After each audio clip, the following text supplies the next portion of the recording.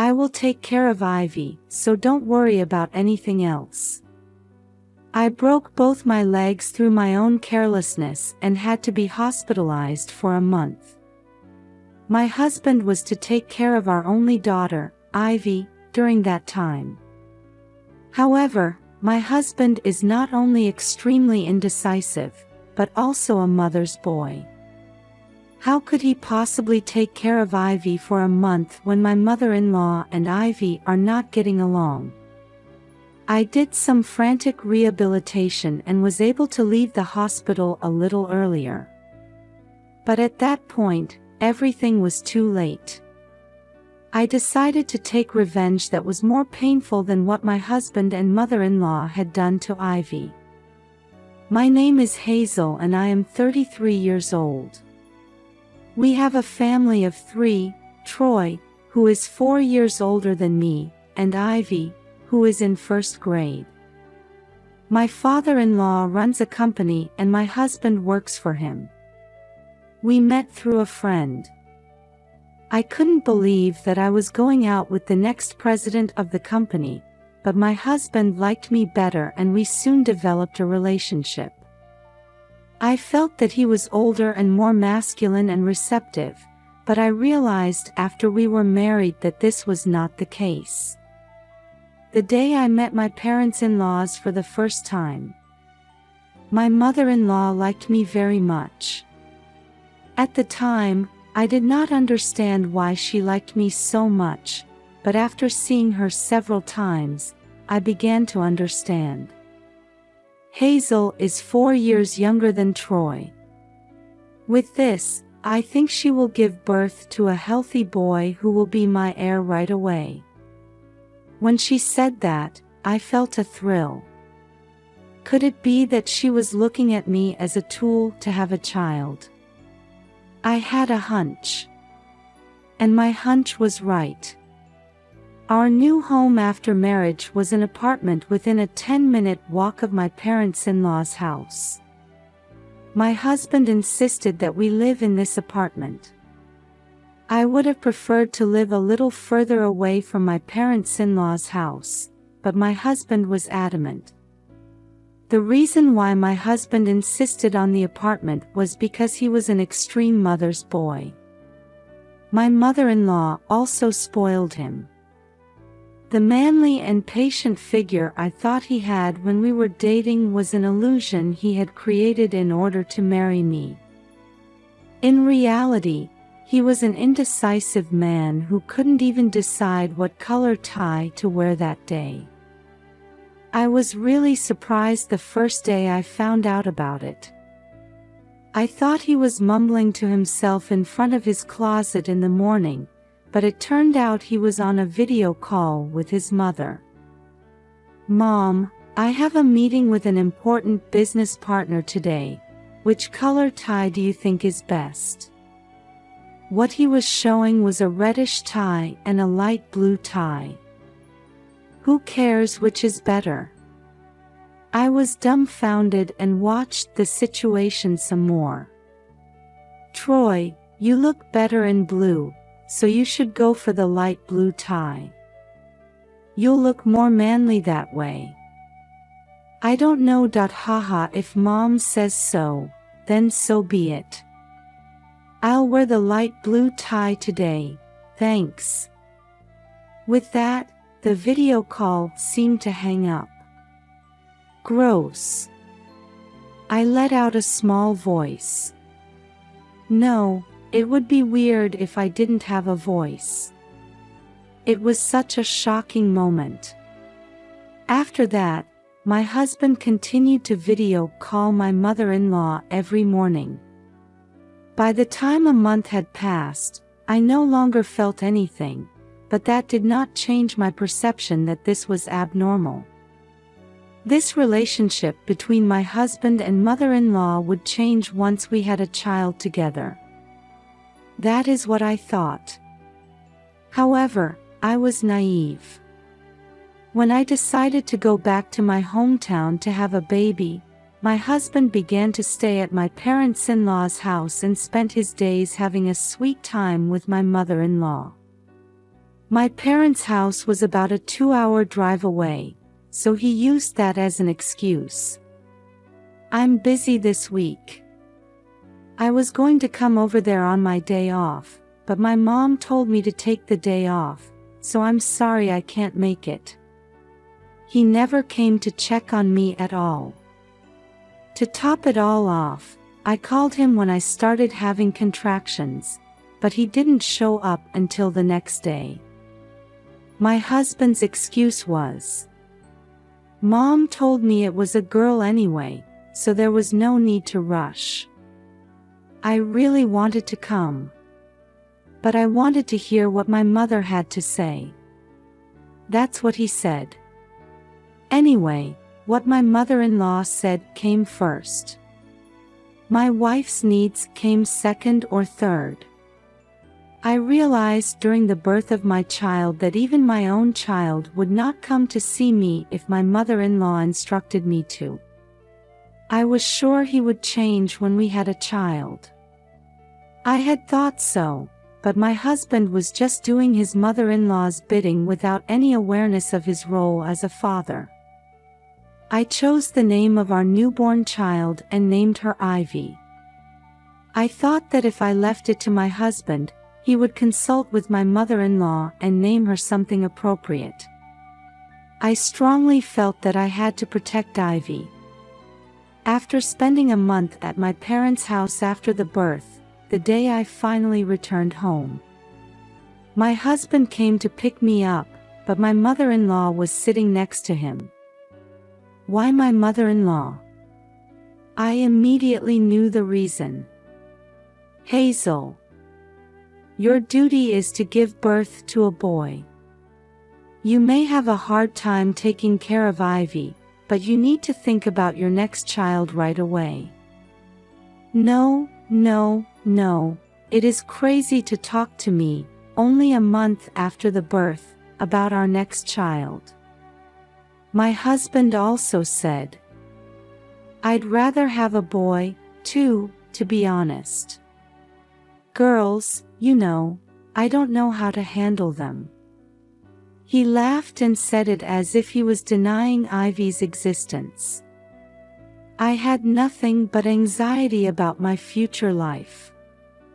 7 years later, Ivy was in the first grade of elementary school. We had never had a child. My mother-in-law kept putting pressure on me, to the point of stressing me out. I believe that this pressure was the reason why we could not have children. Nevertheless, I had Ivy as my emotional support. She has grown up to be a kind and lovely girl. Thinking about my future, I resumed working as a web designer, which I had been doing before my marriage, 4 years ago. Since I am an individual web designer, I didn't have any work at first. Little by little, I built up a track record, and now I am busy. One day, I had a face-to-face meeting with a client that I usually communicate with via remote meeting. The meeting went unexpectedly long, and it looked like Ivy would not make it home in time. On the way home, I was descending the stairs of a pedestrian bridge in a hurry to get home, when I stepped off the stairs at a very high place. I fell to the bottom and lost consciousness.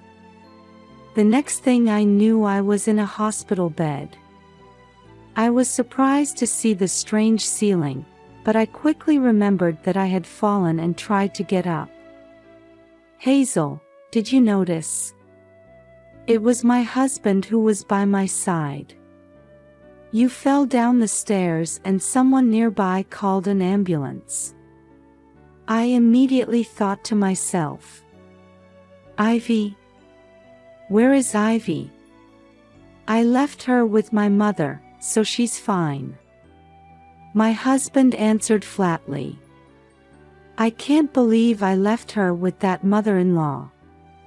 Just as my mother-in-law dislikes Ivy, Ivy does not like my mother-in-law. What kind of thought process does my husband have to go through to leave Ivy with her so easily? I have to go pick Ivy up as soon as possible. As I said this, my husband confronted me with an unbelievable fact. Hazel, take a good look. Both of your legs are broken. It looks like it was broken badly and you need to have an operation. That's why you need to stay in the hospital for a month. It was a cruel sentence. Who in the world will take care of Ivy while I am in the hospital for a month? I fearfully asked my husband. Who is going to take care of Ivy while I am in the hospital for a month? Of course it's me. Who else is there? The only other person I can think of is my mother-in-law. You're going to ask your mother to help, aren't you? Well, that's just the way it is, isn't it? What's wrong with helping your mother out when I'm busy with my work? It's not just a matter of what's wrong. As I said before, my mother-in-law and Ivy are not the best of friends. And yet, I'm glad you're taking care of her, but I think it would be better to have Ivy stay with me at my parents' house. Huh? What are you saying? She's going to elementary school. There's no way I'm leaving her at your parents' house. My husband proceeded with his story in a pissed-off tone. Anyway, I will take care of Ivy. If you're worried about Ivy, why don't you just do your best to shorten your stay in the hospital as much as possible? I will do my best even without being told. Even so, there is no way that the hospital stay will be extremely shortened. I am so worried about Ivy's 1 month. During my month in the hospital, my husband came to visit me occasionally, but I did not see Ivy. I would call her once in a while. Ivy, how are you?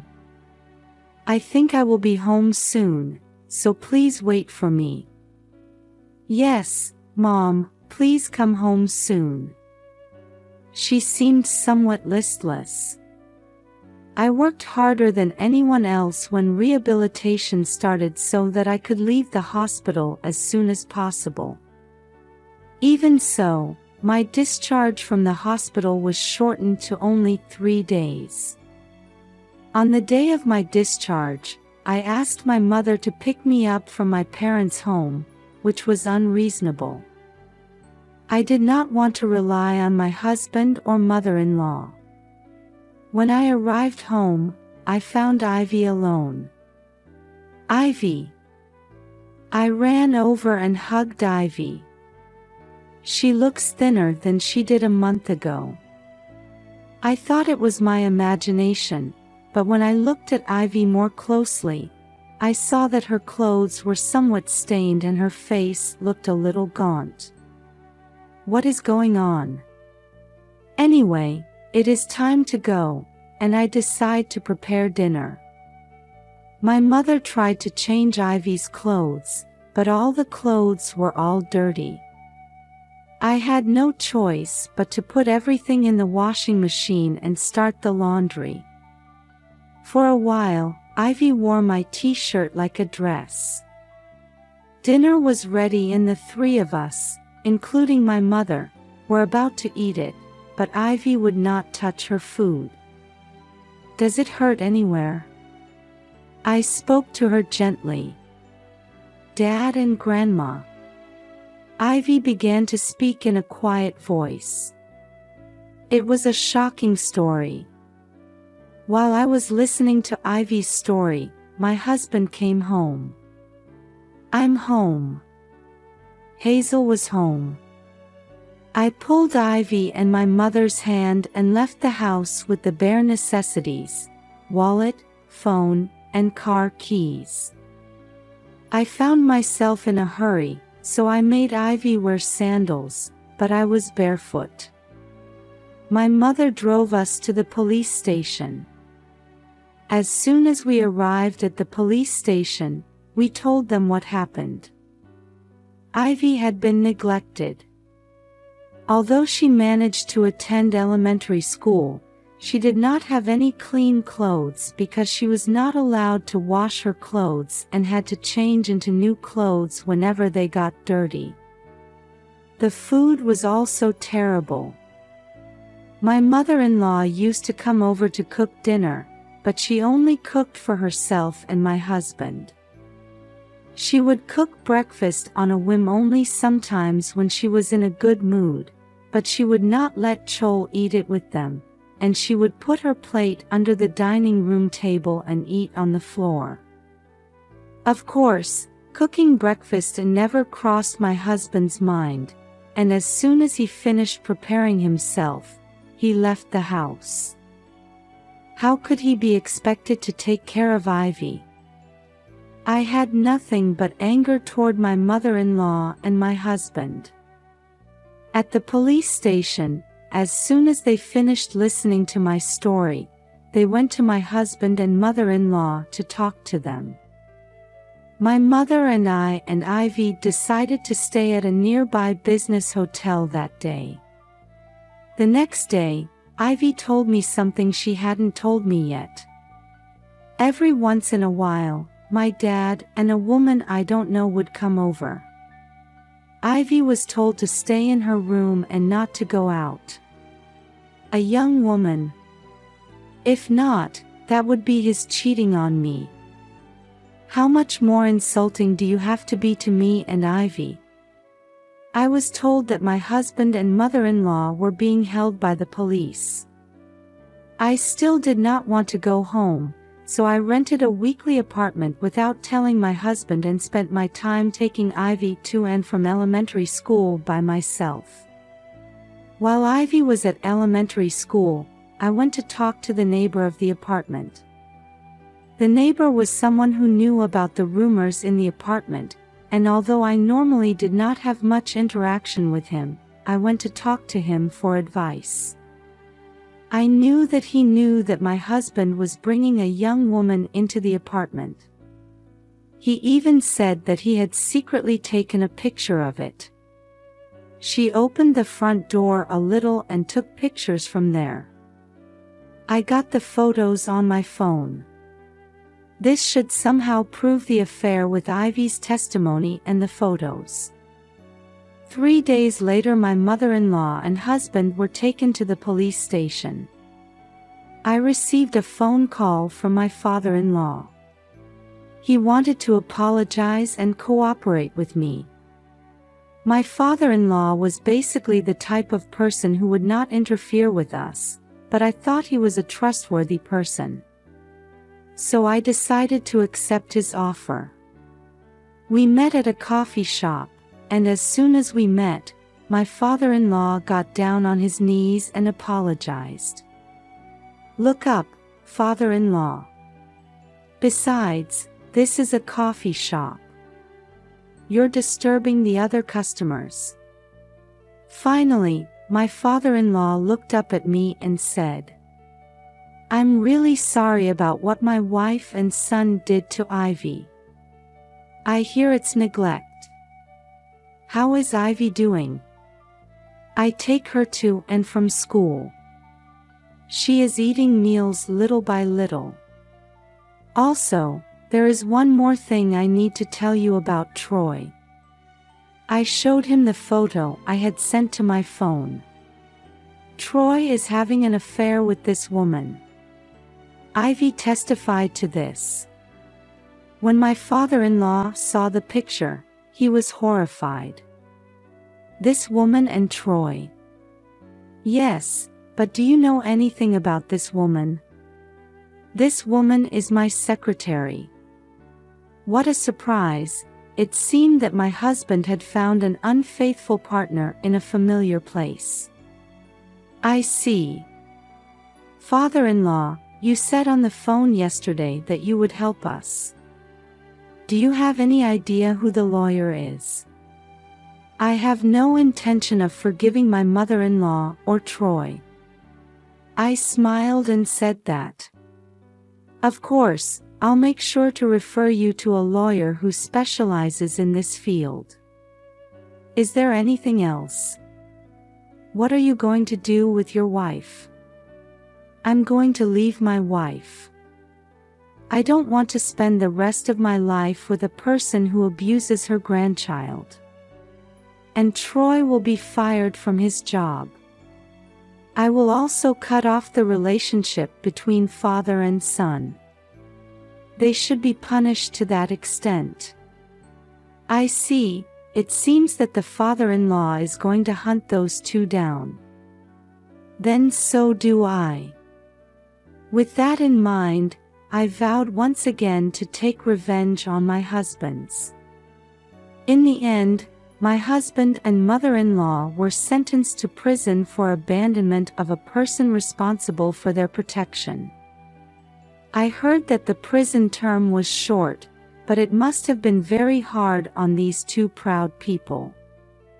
My husband and I divorced through an attorney while he was in prison. And when they were both released from prison after serving their sentences, they immediately received a hefty bill from their lawyer. Alimony to Ivy, medical treatment for her emotional trauma, expenses, and child support. And then there was the fee for cheating on me. In total, it must have been close to $10,000. The woman with whom my husband had an affair disappeared before he could pay her alimony, so my husband had to pay her on top of the total. My ex-husband, who was not satisfied with the situation, insisted that we go to court to fight us, but there was no lawyer to defend him, so we could not go to court and he agreed to our demands. I thought it was a waste of time and money, even though I knew it was going to happen from the beginning. My mother-in-law also told me that her divorce from my father-in-law had been finalized. My mother-in-law is also supposed to pay alimony to Ivy. I think the amount was too lenient for my mother-in-law who had suffered for Ivy for the past 7 years, but still, I think it was a reasonable amount of alimony considering her future life. After that, it seems that my mother-in-law and my ex-husband started living together. They had been protected by my father-in-law, but they lost that backing. They used to live in a big house and even in an apartment of a reasonable size, but now they are renting a cheap and small room in a ramshackle apartment. The apartment barely has a unit bath, but even so, their last remaining pride must have been shredded. My ex-husband has sent his application to several companies to pay off his debts, but none of them will hire him because of his criminal record. Also, it seems that it will be very difficult for him to get another job since he was able to get by with his father's help. Even so, the deadline for repayment of the debt is coming, so he is currently doing manual labor to make some money. My mother-in-law is also in a situation where she has to work, but she seems to be trying to cling to her ex-husband to survive. We, on the other hand, have decided to move closer to my parents' house. Ivy has to change schools, but she says, "I don't care where I go as long as I'm with my mom." I was relieved to hear that she has made friends at her new school.